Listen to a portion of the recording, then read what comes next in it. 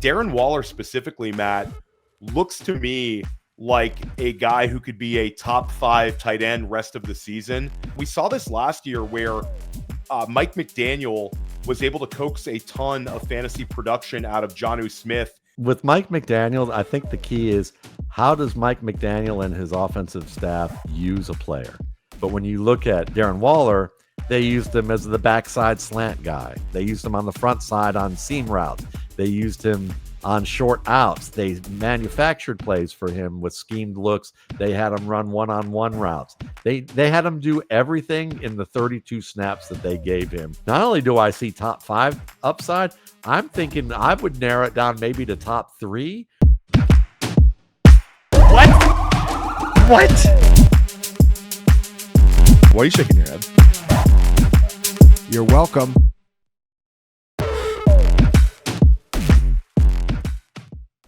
Which players are flying under the radar that fantasy managers should consider acquiring? Who are some fantasy football sleepers that you should consider adding to your roster? Theo Gremminger with Matt Waldman of Football Guys, Fantasy Football Daily here on the Fantasy Points Podcast Network. Matt, before we even get into it, we've got to talk about one of the biggest decisions for fantasy managers this week on the waiver wire was Hassan Haskins or Kamani Vidal. If you were going to add a Chargers running back with Omarion Hampton now on the injured reserve, which one would it be? I think I'm going to roll with the upside of Kamani Vidal. I mean, I understand that Hassan Haskins is a Jim Harbaugh guy back in the Michigan days, but he's a pretty slow dude who operates primarily on power, and I see him more being either at best a closeout back with a big lead or a goal line back. So you could possibly get some points there. But I think that the way this offense is playing, you're really looking at Kamani Vidal, who out of Troy, I compared him a lot to kind of like a less experienced DeAndre Swift, but with better baseline vision and skills to grow with, and even a little bit more burst than what, DeAndre Swift had. And I think that the problem is that last year they had J.K. Dobbins, and he was kind of the same club in the bag for Harbaugh's backfield. And so really Vidal wasn't going to get a lot more play. And then when he did, it was, he was a rookie. It was a bigger jump, and you saw moments that were pretty good out of him, but he wasn't able to put it all together.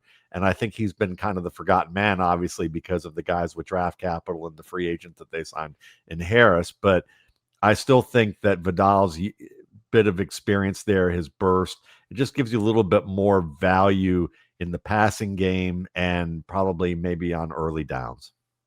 Yeah, I'm with you. I think when we see the sort of production Hampton was having recently, a lot of it was the pass catching ability. That doesn't seem to be Haskins. And I just think a theme with NFL running backs, we're so quick to bury guys when they don't hit as rookies. But a lot of times it takes these guys, especially day 3 guys, a little while to get acclimated to it. That's why we see so many backs take that leap forward in year 2. So I don't feel great about it. I think that there is also a chance in a scenario where Haskins gets the first crack at things. But with the way the Chargers are sort of looking, where things are not going as smoothly as we saw the first 3 weeks of the year, it makes sense to go with the unknown upside, the pass catching ability when it comes to Kamani Vidal. So this show, I'm not sure exactly when it's going to air. It's probably after waivers, but in some leagues, these guys are going to be available right up until the end of the week because there's not a surefire answer in some of these sort of shallow formats. You might be able to go scoop up Vidal as late as Friday or Saturday. So consider adding Vidal and consider holding him. If you add him, it might take a week for this thing to get going, for him to sort of separate himself. This is not necessarily a Gainwell situation. This is not a Rico Dowdle situation by any means, but sort of segues us into our next topic. Rico Dowdle looked unbelievable. Over 200 rushing yards, huge performance. Your thoughts on how this Carolina backfield will look moving forward? Will do enough, Matt, that you think he could carve out a 60 in a 60-40 split? Do you think he's going to take a backseat to Chuba Hubbard when Chuba Hubbard returns? Do you think this could be a 50-50? Like, what's your gut feel hard to put that away after seeing it on Sunday with Dowdle. Well, I mean, I've always liked Rico Dowdle. He was a player that I thought was one of the better sleepers in his draft class. And there was a reason that the Dallas Cowboys held on to him for 3 seasons, despite always being banged up like he was at South Carolina all the time. But he had a little bit of that Le'Veon Bell, Joe Mixon type of skill to his game, in the sense that he's quick, he's creative, he can really make the lateral cuts and make people miss, but he can also run through you. He's a hard runner, and he's also someone that catches the ball well out of the backfield. So he gives you a lot of those types of skills, and it was kind of surprising to me that Dallas moved on from him, and then nobody really was interested in him, and he winds up in Carolina, and they keep saying, well, we're going to have a role for him. We're definitely going to have a role for him after they extended Chuba Hubbard. But now you see that on display. Now, granted, they're running to the right side of the Miami defense, and Kenneth Grant, who some people I knew thought of him as a 5th-round pick, not a 1st-round pick, in grades. And some of these guys were people who've been in the scouting industry felt that way. I don't grade defensive tackles, but I'll say that they definitely were, exploited. I think that we have to understand that Miami's a weaker defense in that respect, and that Chuba Hubbard is a smart runner. But I would say ability-wise, they're pretty even. I think Chuba has more high-end speed. I think that he's really grown into becoming a good decision maker. When he came out of Oklahoma State, he was not a finished product in the least. Whereas Rico was a little bit more advanced.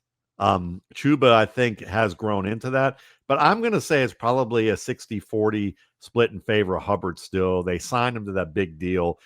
Dowdle, I think, would have loved to play elsewhere, but nobody was interested enough to give him a prove it, a deal other than this prove it deal that you can be something more. But I think that they're a good 1-2 punch where they both run violently.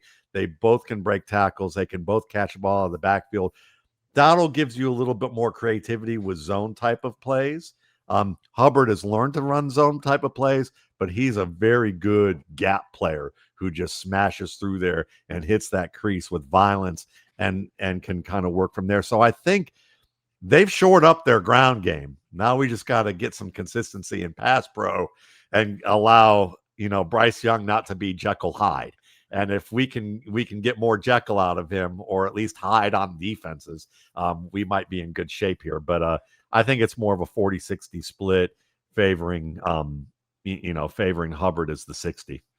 Yeah, interesting, because we've seen like the last couple of years now where Canales has been this RB whisperer with like a high volume back taking over everything. So sort of a split there, even a 60-40 one would be sort of a change of pace for us. I'm just hoping that we get another Dowdle week against Dallas, the revenge game narrative, Dowdle in another big plus spot. Dallas's defense has just been so generous. Your quick thoughts, not really a guy that we had on the show, but your quick thoughts. Of course, we're going to talk about Emeka Egbuka.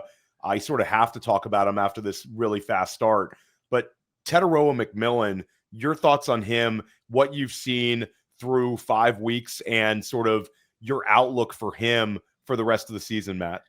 So I am probably the vocal minority among the fantasy and probably the NFL brethren of analysts who see him as wide receiver 1 and seem to still be arguing the fact that he's 1A or 1B to Emeka Egbuka.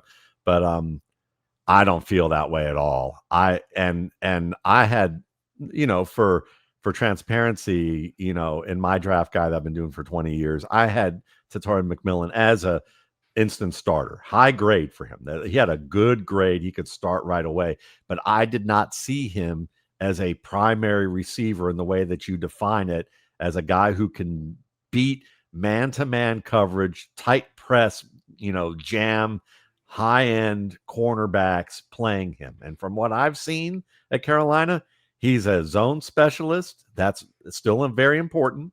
He can win contested plays, but he's not the guy at the line of scrimmage where we go, let's run a timing route. Let's run a 15-yard comeback. Let's run the dig. Let's run an out.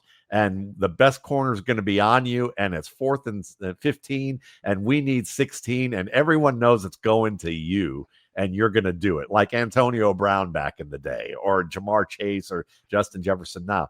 He's not doing any of that. And when he does get pressed, or even has someone who's playing tighter, his skills aren't there yet, and they weren't there yet at Arizona. So he's the de facto number one, but he's the guy who's they're scheming him open with pick plays. They're scheming him open with different looks in zone, and then he's getting open in zone and winning some contested balls. And he still's got a little bit to work on with his attack of the targets. He has a little bit of that Marvin Harrison Jr. attack issues that I talked about coming into last year with Harrison, that kind of bared out, that he's still working on. Fortunately for Marvin, you could see him working on it and doing better with his attack, at least on 2 targets last week, which is a good sign that he's finally realizing, I need to do this. But with McMillan, I see a good wide receiver 2, maybe who can become a wide receiver 1, like a Drake London.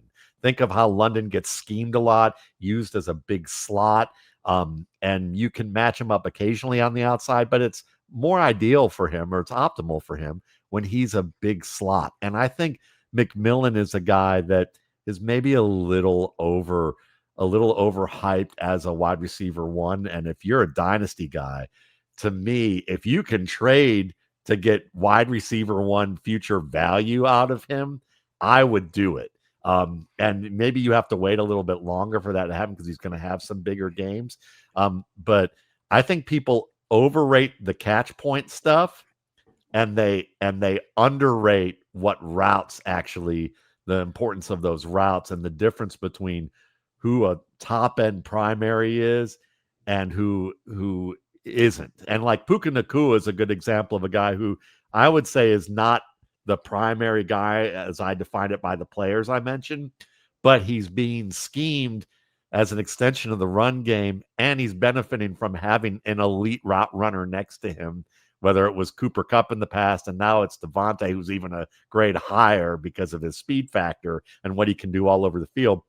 Nacua is the elite fantasy receiver, but Sean McVay, he better be giving that dude Christmas presents pretty much for the rest of McVay's life. And if he outlives McVay, he should be giving it to McVay's kids, because that dude set him up and made him the player he is in terms of the way he's schemed open, because he could have easily been another player that I comped him to pre-draft in a Matt Stafford-driven offense, which was Golden Tate, which is still very good, but more of a wide receiver 2 than a fantasy wide receiver 1. Yeah, I love that, because a lot of times when players land in great situations and thrive, it could be the flip side, where they land in situations that are not so good, with maybe offensive coordinators that try to put them into situations where they're not going to excel. You see this so many times in the NFL. You're seeing it now with a lot of these quarterbacks who were sort of left for dead by the dynasty community, get into a better offensive ecosystem and are now thriving. Guys like Baker Mayfield, guys like Sam Darnold, and now Daniel Jones. So, I love the Puka Nacua one. Nacua right now looks like one of the players that you need in order to win in fantasy football in 2025. And I got to give you props on this one, Matt. You do the RSP, all the rookie analysis. Just curious, like, what is it looking like for you now, where we're recording this in October? Are you starting to do a lot of work with the RSP now with some of these 2026 guys? How does that process work for you? Yeah, it's mostly a year-round gig for me. So, it's the main reason why I pay the mortgage and get the kids through college and that kind of thing. So the RSP right now, I'm balancing it with all the stuff I do at Football Guys, but today I'll watch some tape. I've probably watched about 30 running backs at this point. I'll watch usually 150 to 160 players total. And what I tend to do is I'll watch running backs and receivers usually during the football season. And then I'll watch quarterbacks after the season, so that I can have a bunch of tape. And I do a lot of tracking of information, a lot of charting of quarterback play. So I'll wait on quarterbacks and tight ends, because tight ends you can kind of get through fairly quickly. Quarterbacks I want to take my time with. But generally, other than like late May through about early July, I'm pretty much watching film all the time, and even then, I'm doing a little bit here and there. So. Yeah, looking forward to reading it. I'm starting to get a little bit excited about this wide receiver class in 2026. Not to get too forward thinking, and certainly there's a bunch of running backs who are really appealing. Jeremiah Love, a couple of these guys are, I think, going to be very high picks in redraft, let alone dynasty. And how about your weekly flow? Where can people find your work? What podcasts do you drop in this year, Matt? Sure. On Mondays, I do a fairly profane podcast with Bob Harris, the great Bob Harris, that we'll just call it Feel It or F It. I don't know if we can curse here. But we've got that on Mondays. It's like a 30-minute long podcast where we just kind of cover what's going on in a very casual way. Then I write a column I've been doing for the 10 years at Football Guys. It's called The Top 10, where I take film-driven analysis of stuff that I put up on X and other social media, video analysis of players, and I pick 10 to 15 things that I usually touch upon that I think have football based analysis that will be helping you for fantasy management. Then there's the gut check, which I've been doing since 2003, 2004. And that's on Wednesdays. And that's a more of a deeper dive examination on players. I had the roundtable over at Football Guys with the staff and kind of formulate the questions. There's a replacements column I do on Fridays where I, like last week, hey, are you desperate for a player? Rico Dowdle probably is taken, but if he's not, you better get him right now. Kendrick Bourne is another example of a player you might want to get right now because his familiarity with Mac Jones and familiarity with Shanahan's offense is going to be a nice bridge, and Shanahan will probably feature him a ton. Things like that. And then I'll pick up and I'll say, you might want to monitor a guy like Xavier Scott or Isaiah Davis. These are preemptive guys that you may want to hold on to. We'll talk about later. And then there's the rookie scouting portfolio. I do podcasts with Brandon Angelo of Angelo's Analysis. He's a football trainer, or not an athletic trainer to pro athletes, and he's got his own site, does fantastic work.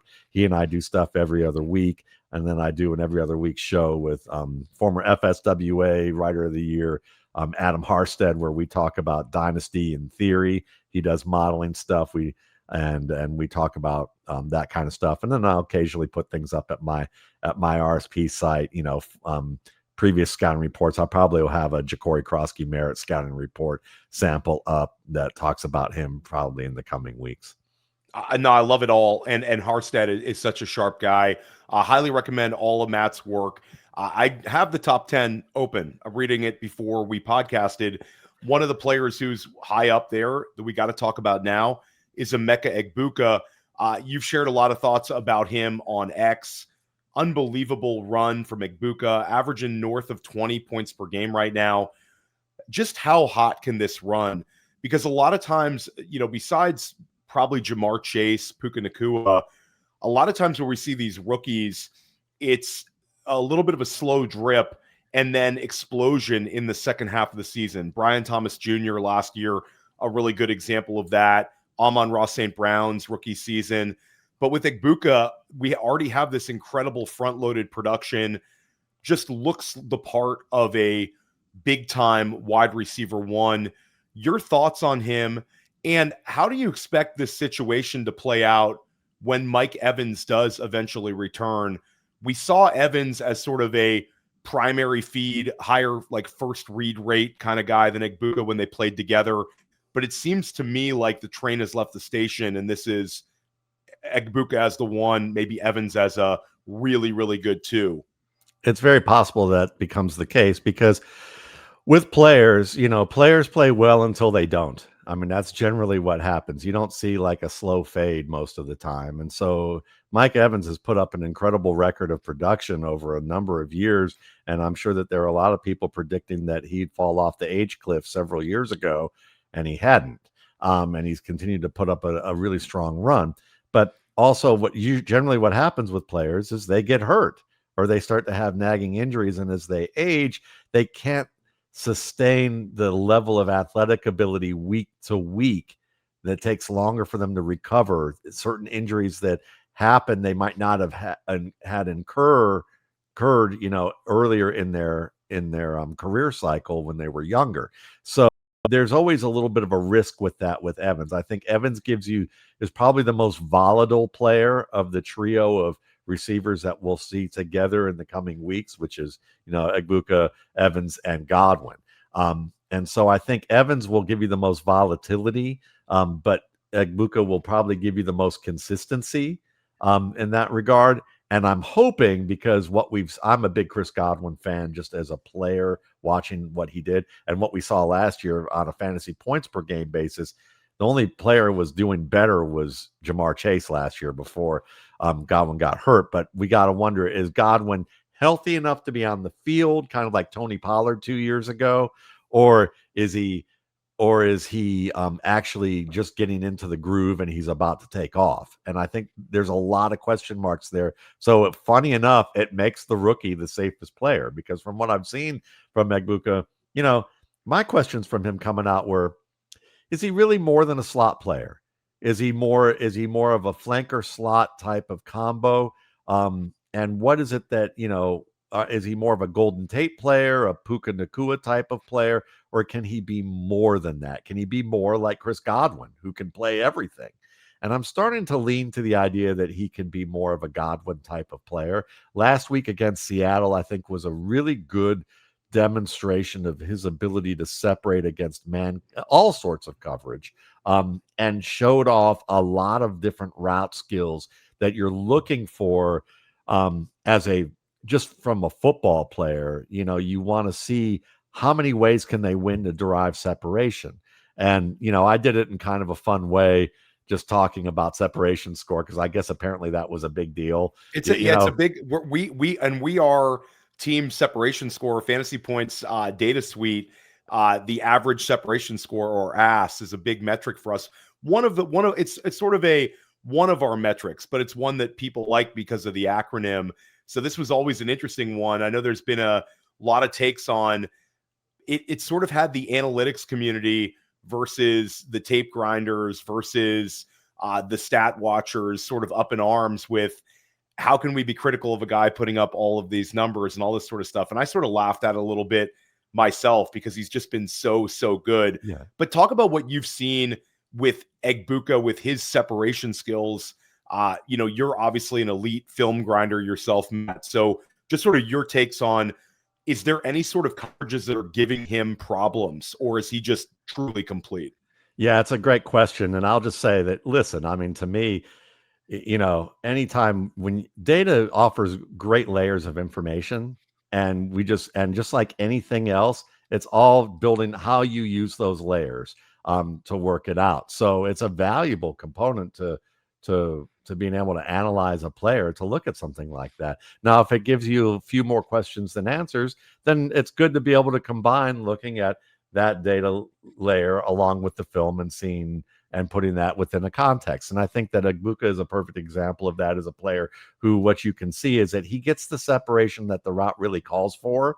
And that's really the real answer. It's like, oftentimes, when we look at the combine, and I'll get to Egbuka, I promise, but like oftentimes when we get to the combine, we look at a score and go, it's, he's in this percentile of players in the 40.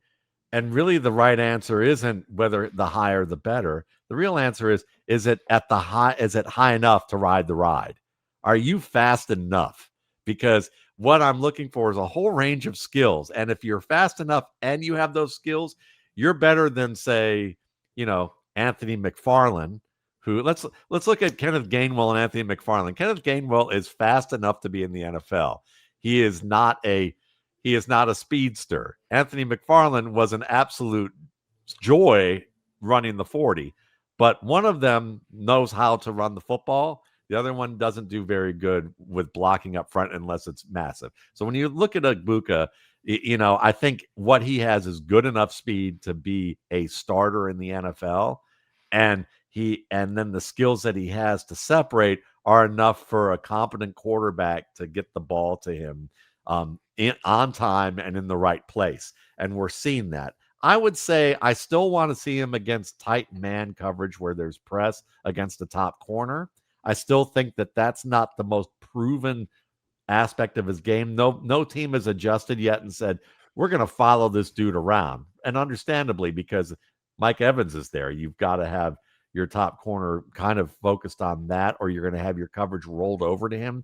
So I think there's a chance that we're going to see Egbuka, he's not going to have as huge of a pace that he's been having, but I still think that he's going to be reliable and startable every week with occasional huge games, because teams will still continue to probably roll their coverage over towards Evans, or Godwin's going to start making people pay, and then teams have to react to that too, and it becomes a pick your poison. So I don't see Egbuka being like, I watched Chase Claypool years ago, and I talked about like at week 6 of that torrid rookie season, I was like, listen, I already watched a team roll over towards him and they neutralized him. I think it was the Titans.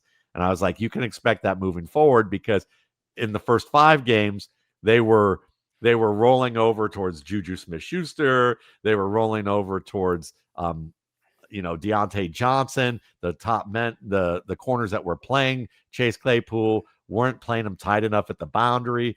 And then after those first 5 weeks, and teams got their scouting reports, because teams usually wait about 5 or 6 weeks to even start looking at scouting reports about what they've seen with the competition, and then they start gradually implementing some things.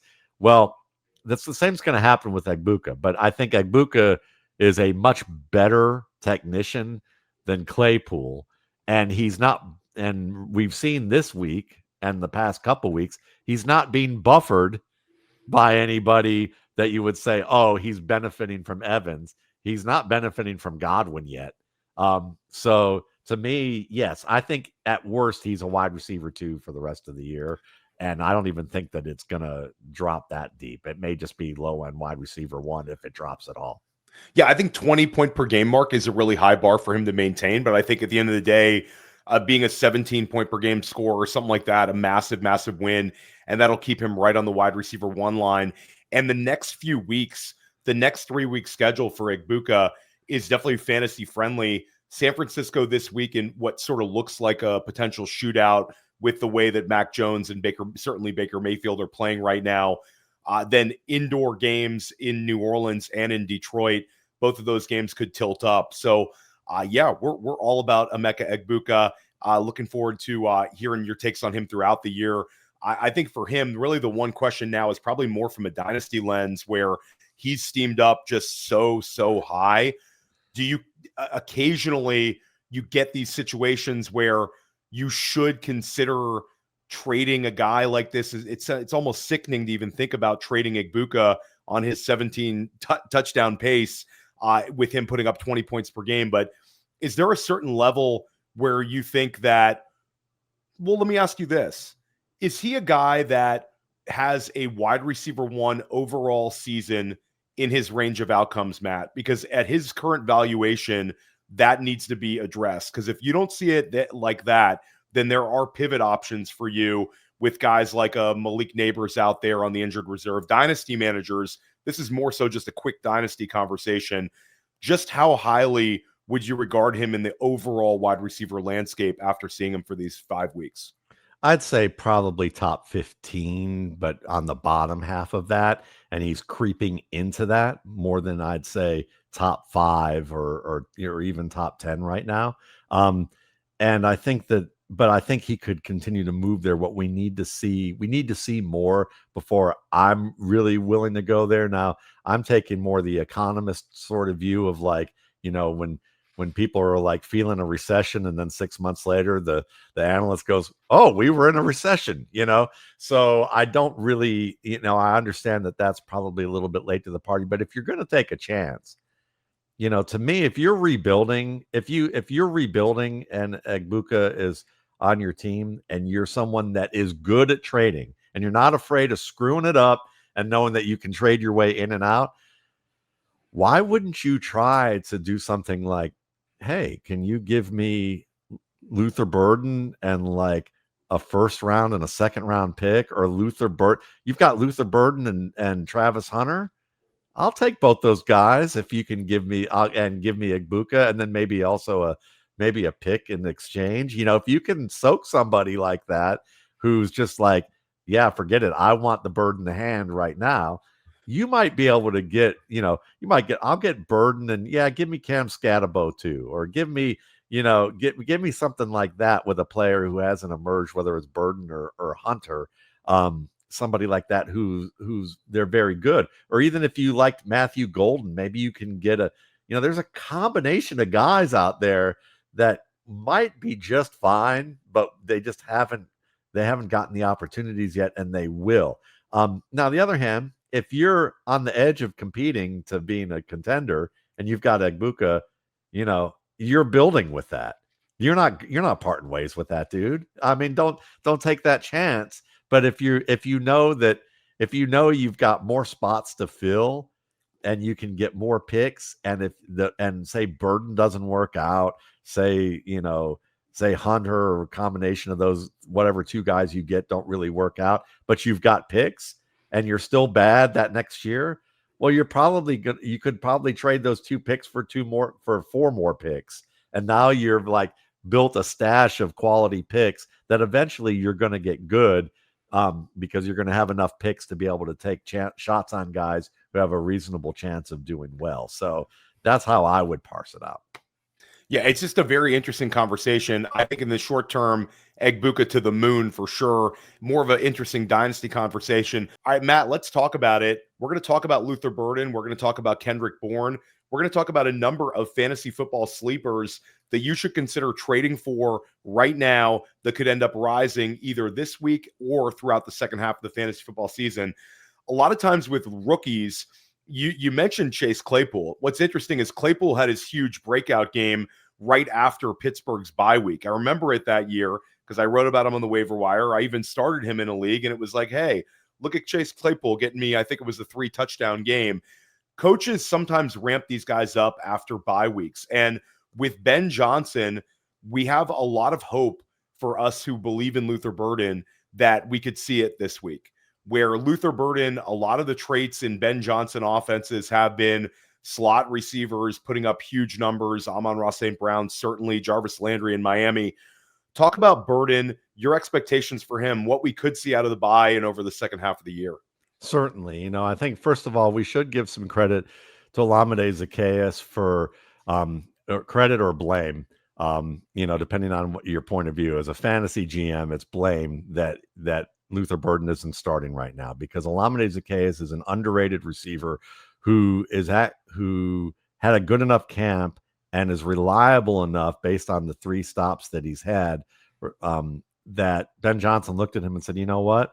Why am I going to rush a rookie into this and have him make mistakes in an offense where my quarterback is essentially a rookie still, because of the disaster of how he was coached last year? So why would I put 2 rookies together like that? We're not going to have a veteran who's going to do what he's supposed to do, and at least help my quarterback have lessons reinforced on what I'm trying to coach, rather than having to contend with 2 volatile variables in the offense at the same time. And that's what coaches like to do. So I think that's why you're looking that Burden isn't there. But ability wise, on tape, there were some people that saw him as a gadget player. If he's a gadget player, I'm a grizzly bear, and I may have a beard that's looking like I'm getting closer to that, but I'm telling you, I got a lot more ways to go. So I would say to you that Burden is a much closer to being a complete receiver. He has that. He has the talent to be the best receiver on that team, and I don't mean any disrespect to Rome Odunze, who I thought was an excellent player, but I scored Burden higher than Odunze, and Odunze was I think my wide receiver 2 in that vaunted class, or my wide receiver 3. It was Neighbors, then a tier below was Harrison and Odunze, and those guys were very close together. And Odunze has come along very well. But I think what you're going to see is that if there's a chance that he's just a disappointment this year, it's because Zaccheaus, they like the assignment soundness of what he does. But here's the thing. It's not just Zaccheaus, it's DJ Moore. And DJ Moore has not been a reliable route runner since he left Carolina, and probably while he was still there. I was told by someone, and I wish I could give you a source, but I'll just say that I've done some work for some people who who work with quarterbacks, and people know that. But I was, and some other scouts and folks like that. And I've had some people who have some NFL connections who would tell me that watching that offense last year, DJ Moore's route running was like a box of chocolates. You just didn't know what you were going to get. And we saw some of that earlier this season. So Moore's probably been coached up enough that he's probably going to be okay. But you still have two avenues where maybe you start to see Burden get more touches because of the fact that Zacchaeus is good enough, but not dynamic in the level that Burden is. And that Moore is great at running after the catch. He's more Debo plus, if you ask me. But he's not as complete of a receiver as what Burden probably could become, or really is right now, but with more experience will show it. So I would say yes, if you're going to take a gamble, take the gamble on Burden now because of that bye week, because of the fact that he's done enough to make good plays when he's in the game to continue to earn more. And that's the big step, is that he hasn't done anything for the team to go, we don't trust him yet. It's like not Trevion Henderson or some guys that we could talk about where, that they keep making mistakes or they're just not effective with processing information. Burden's done that every step of the way. Yeah, we saw the explosiveness again that Dallas game where the bottom line stats were really good, but the usage wasn't there where we can trust Burden. And I think a lot of the, he's a gadget player. He's a guy that you need to get manufactured touches for. I think that was an indictment of just the way that Missouri kind of ran offense for him. And it was also that people love seeing him with the ball in his hands, Matt, where I think it's almost a positive that he is an explosive player that can really make defenders miss. I think that's just a positive element to it. It's a great point. And it's a great point. I just want to expand on real quick is that sometimes you have to remember where they're playing. Missouri is a mid-level SEC program at best.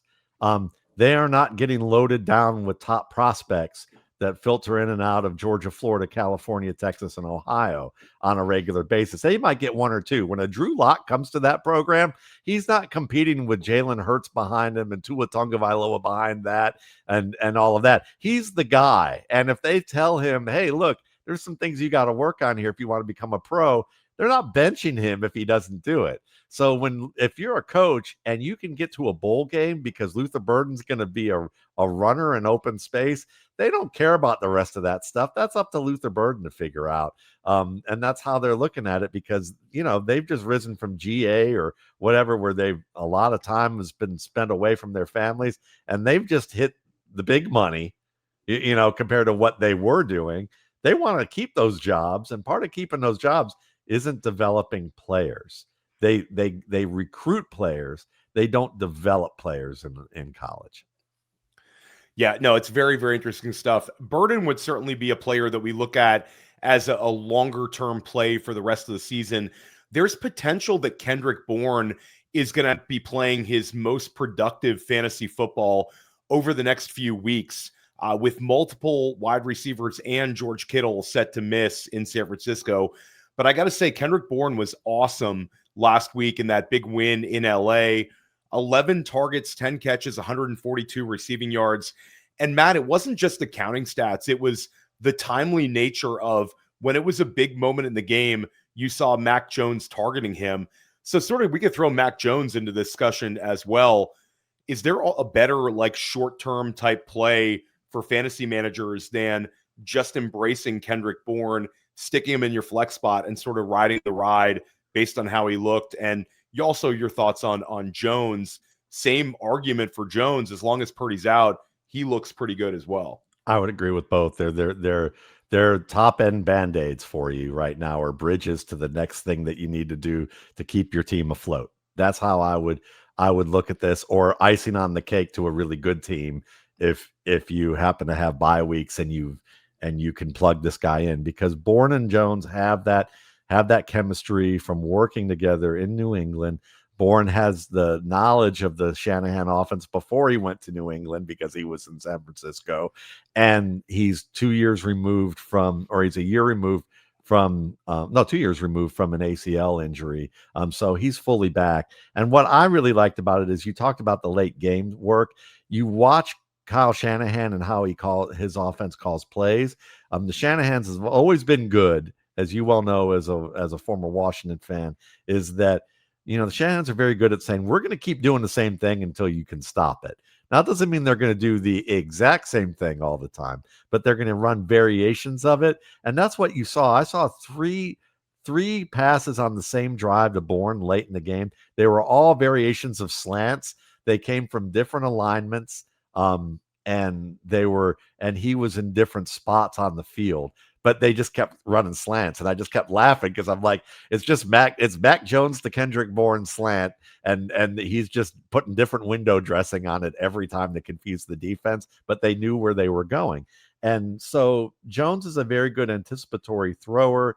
You can see why the 49ers wanted him originally, is that he's an aggressive player who can also move in the pocket well. He's kind of like a weaker arm Joe Burrow without quite the level of skill, obviously, that Burrow has. But he's kind of that level of player. So Mac Jones and Kendrick Bourne for you right now, if you need a flex spot, you're in a 2-quarterback league and your second quarterback isn't as strong in terms of the production level because of the talent around them, or more up and down, you're probably safer with those two guys, at least for the next few weeks. Yeah, Mac Jones is like Superflex found money. It's just unbelievable how good he looks. And I'll give Sigmund Bloom credit for this one, because I talked about it with him on his pod. But we've talked about all these guys with like a new lease on life, where you've seen Sam Darnold, you've seen Daniel Jones, you've seen Baker Mayfield. Maybe Mac Jones ends up being a guy who gets a contract. He's under a 2-year contract now with San Francisco, but maybe this is a player, depending on how this 2026 quarterback class sort of shakes out. And there's not a specific 2026 quarterback where we're at this point in the year and sort of the middle of the college football season where everybody's like, this is the guy, this is the guy, this is the number 1 overall pick. Maybe there's teams that call on San Francisco this offseason and make an offer for Mac Jones, thinking that he can be their starting quarterback. So I'm with you. Mac Jones, really, really fun spot starter and kind of use him as long as you can in Superflex. Kendrick Bourne, I think, is a high-end wide receiver 3 type for this week and for any week that these guys are missing. He just looks the part. Sort of a throwback week last week with seeing guys like Stephon Diggs and now Kendrick Bourne, and we saw Keenan Allen earlier this week. These guys that know how to run routes, they know how to win at the NFL level. It doesn't go away. Sometimes they lose it through health, but really, really cool stuff seeing Kendrick Bourne back there. Number of tight ends flashing. And Theo Johnson was added in a lot of leagues, but Darren Waller also was added in a lot of leagues. Darren Waller specifically, Matt, looks to me like a guy who could be a top 5 tight end rest of the season. And I think the floor would be a top 10 tight end for as long as he can hold up. We saw this last year where Mike McDaniel was able to coax a ton of fantasy production out of Jonnu Smith. It sort of falls in line with the things that Tua Tagovailoa is capable of doing, and it sort of overcompensates for maybe some line issues in Miami, utilizing the tight end like this. But Darren Waller, now 3 touchdown catches the last 2 weeks, and he looks the part, Matt, looks fully healthy. Waller looks like we wanted him to look when he was a New York Giant almost, when we were taking him high up in drafts. Yeah, without a doubt, because it's with Mike McDaniel, I think the key is, how does Mike McDaniel and his offensive staff use a player? Because, when Tyreek Hill got hurt, you looked at Malik Washington, you go, well, he could have an expanded role. Well, they were so predictable with Malik Washington that I think there were like 5 or 6 plays where they threw at or near the line of scrimmage to him, and Carolina's defense sniffed it out immediately. I mean, he had multiple targets for like practically nothing. And that's not an expanded role. But when you look at Darren Waller, they used him as the backside slant guy. They used him in line as a back, on a backside, on a backside slant. They used him on the front side on seam routes.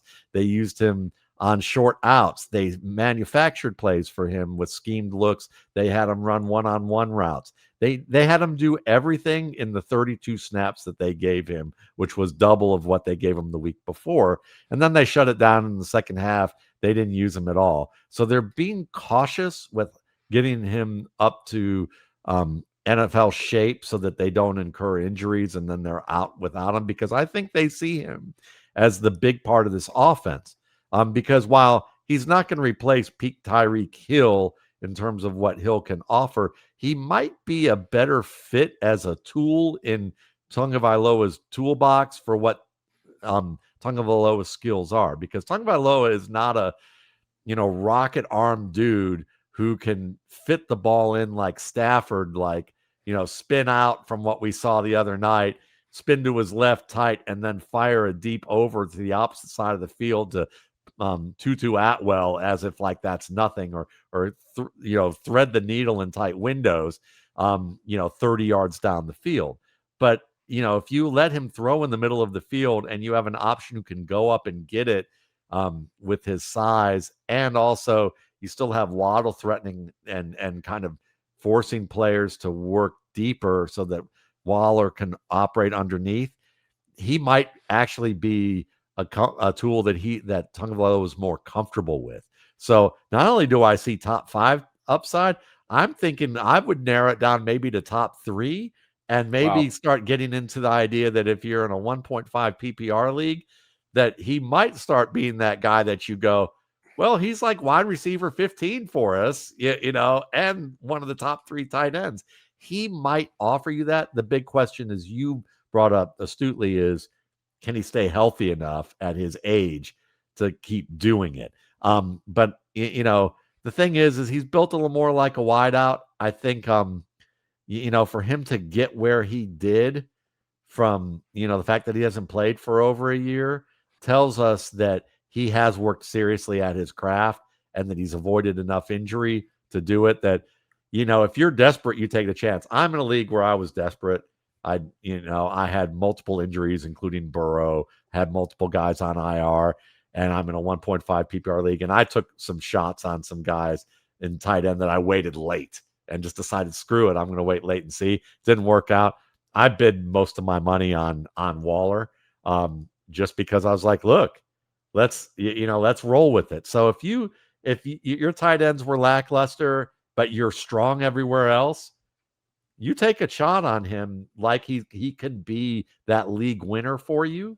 And if you're more like, if your team isn't as strong, well, there's other tight ends that are available that I think we can talk about that you can plug in and still have resources to continue to build towards getting into the playoffs and getting onto a run.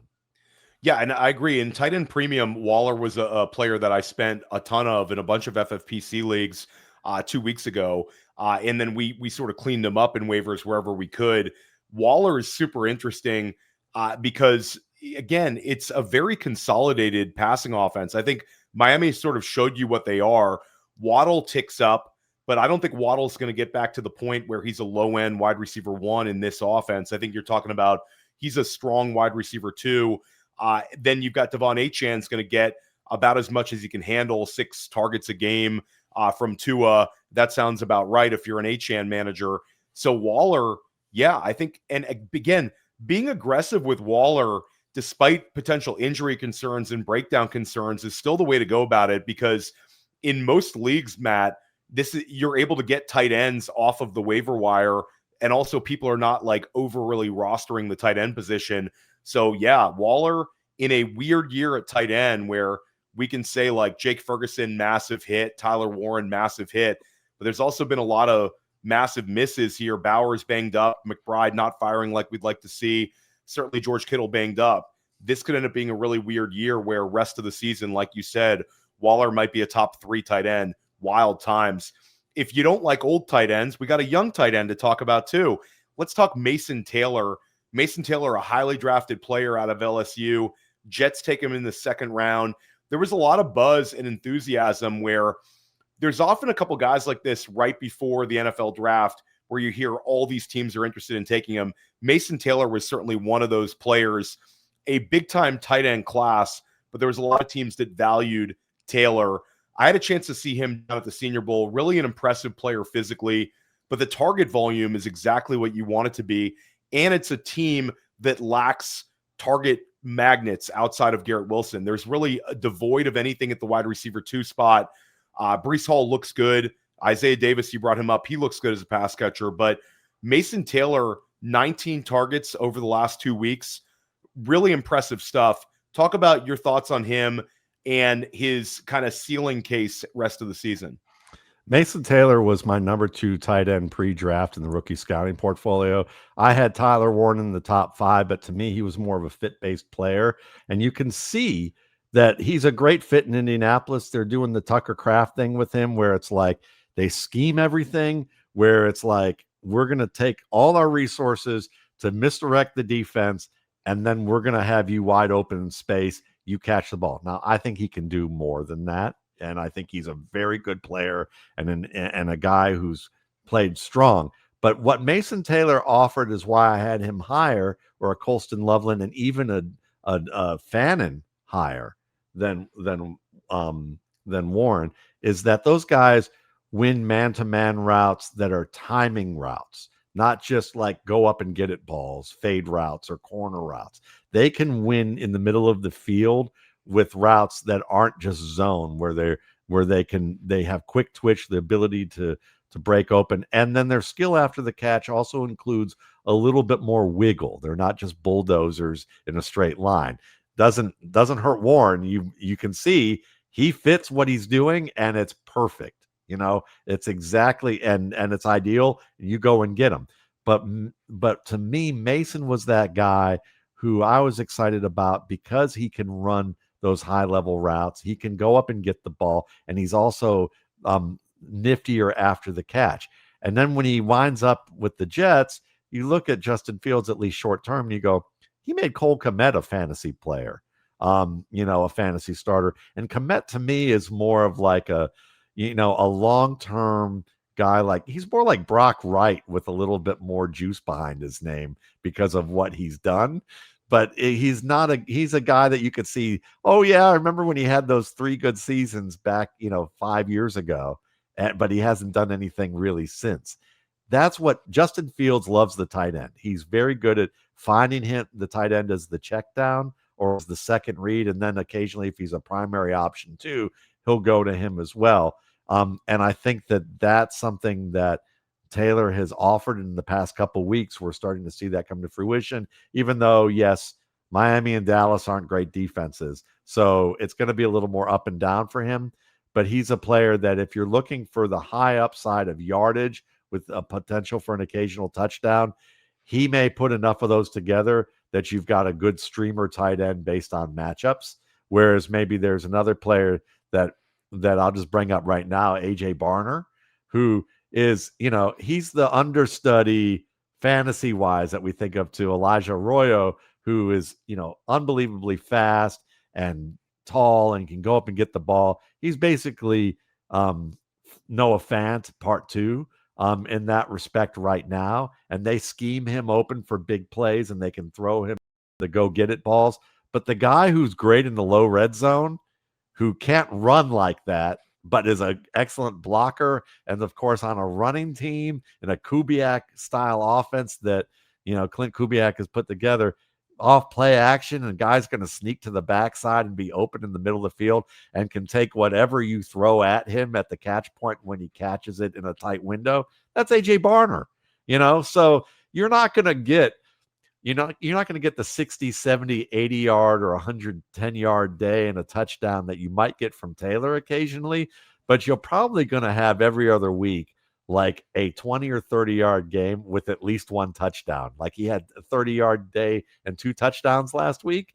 That's kind of his box score. He's that sneaky guy that you don't even have to pay money for him on waivers. You can add him afterwards when you try to get the other guys, and you can add him as a hedge and say, all right, if this doesn't work out, the matchup doesn't look good, I'll put Barner in because he's going to get red zone looks and he probably will at least score 1 touchdown, and it gives me points.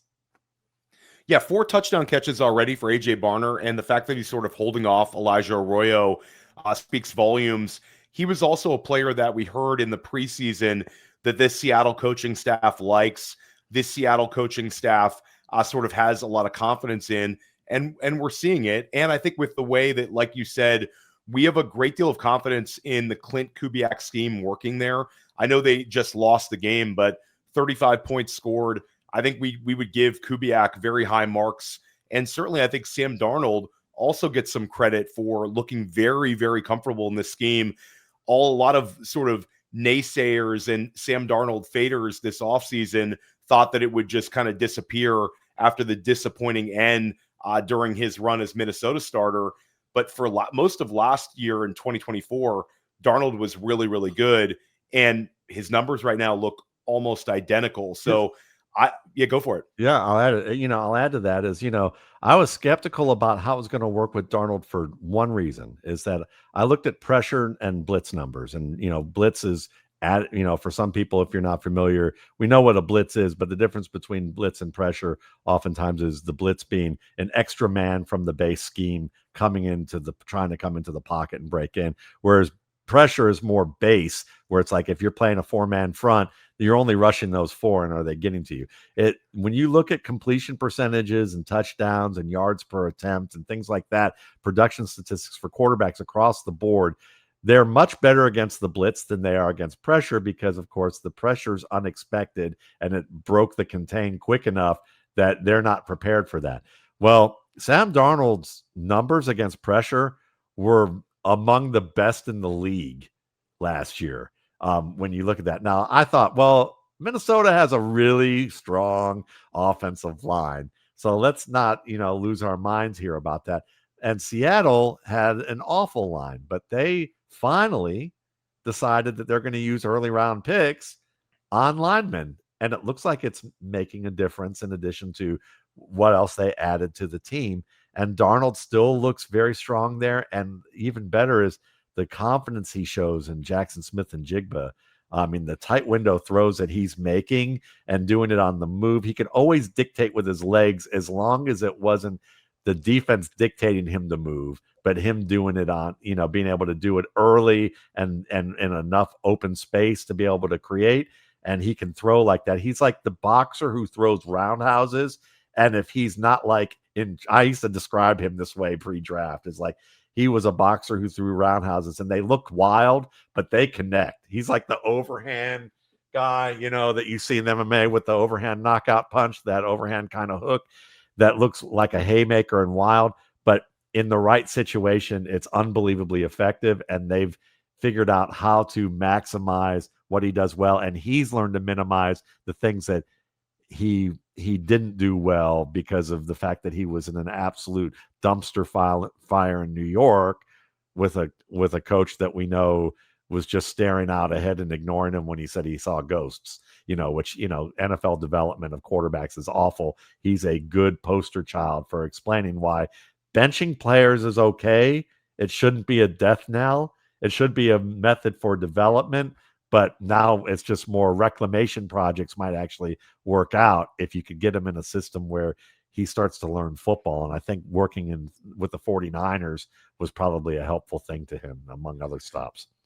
Yeah, 100% on Darnold. And interesting, when you bring up the offensive line improvements, I think also some credit goes to Kubiak, because a better offensive coordinator is able to make mediocre offensive lines look good. Yes. And able to make bad offensive lines look not so bad. So yeah, I'm a big Kubiak believer. You mentioned Isaiah Davis earlier in the show.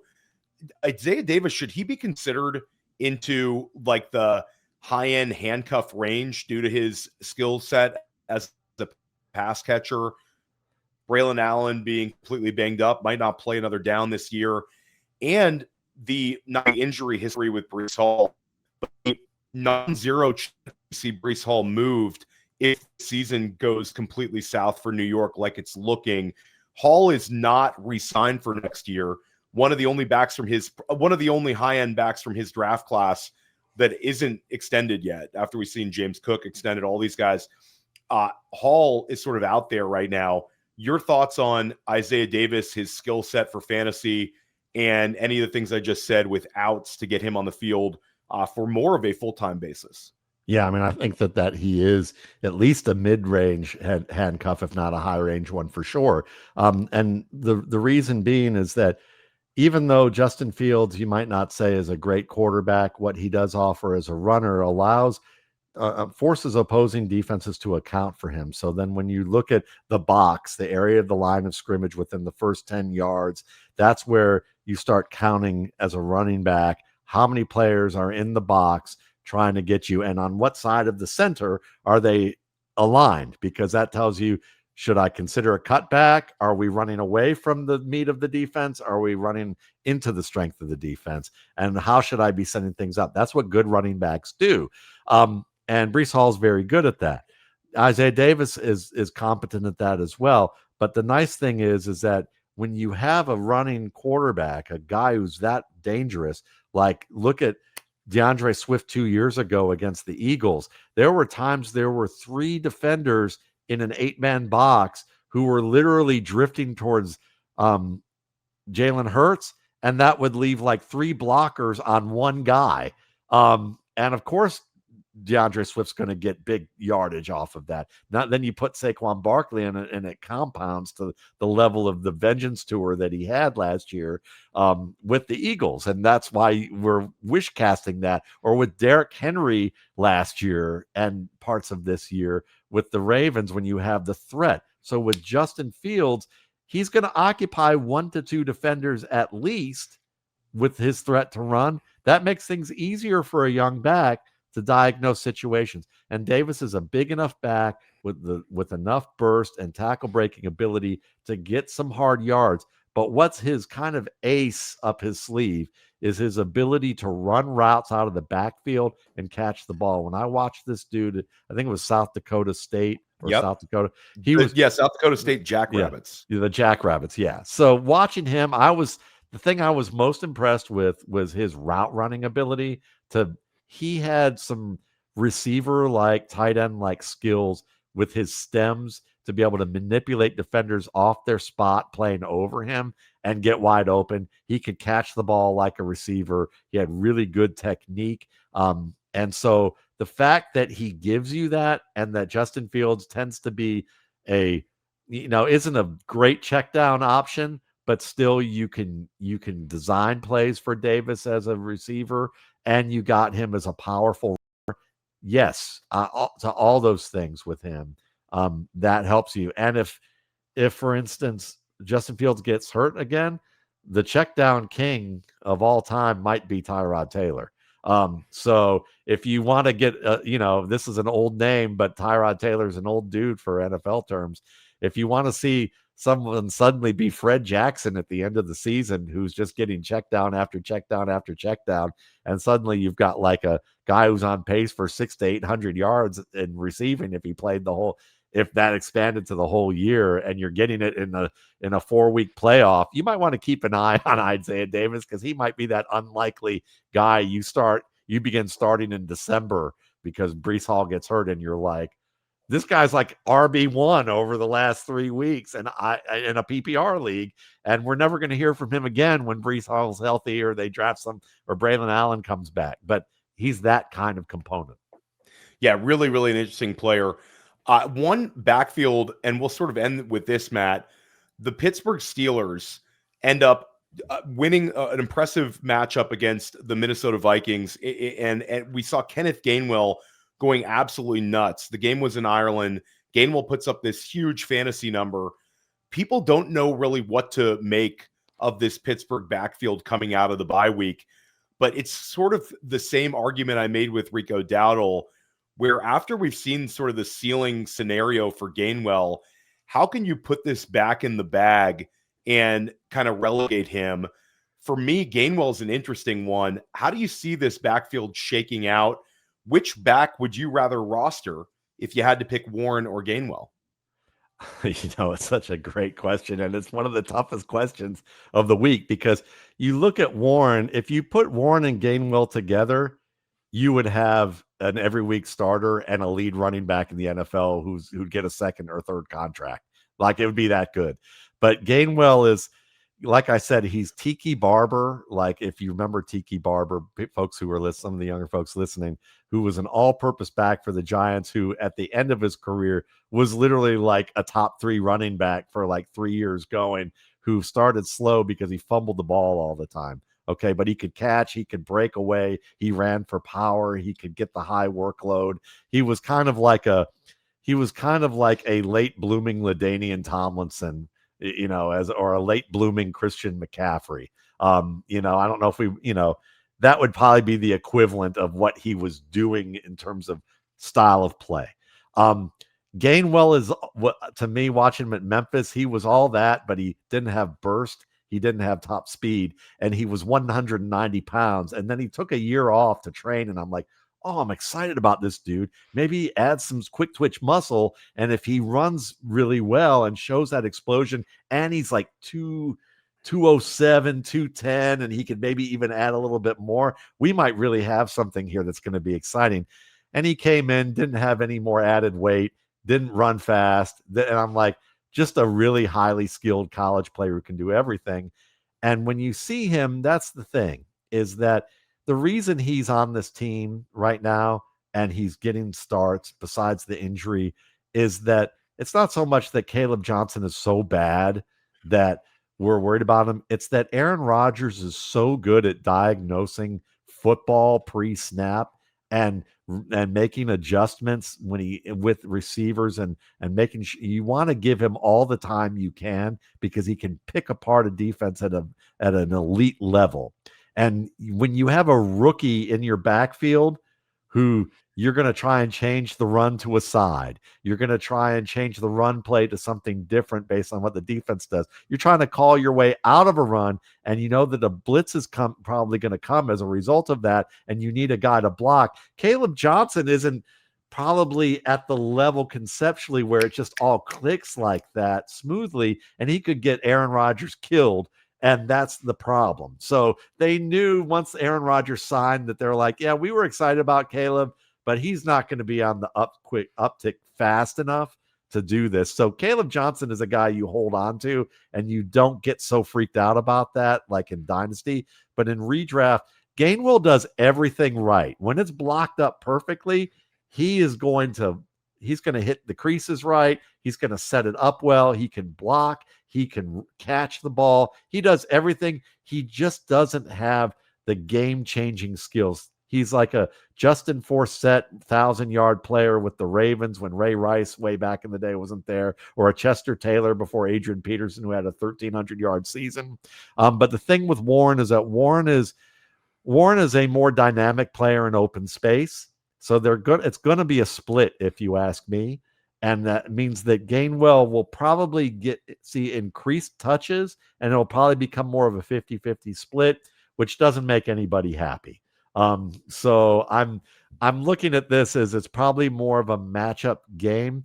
But if you're going to go with Gainwell, do it over the next couple of weeks, and then you might be considering selling him on a high, because it's just going to depend on whether Warren can stay healthy. If he's coming back quickly because, he feels a sense of urgency after Gainwell did so well, he might be rushing back and he might not be that great. So if I'm going to give an edge to a guy, I think I'm going to go Gainwell because the team really likes him too. I mean, they talk him up.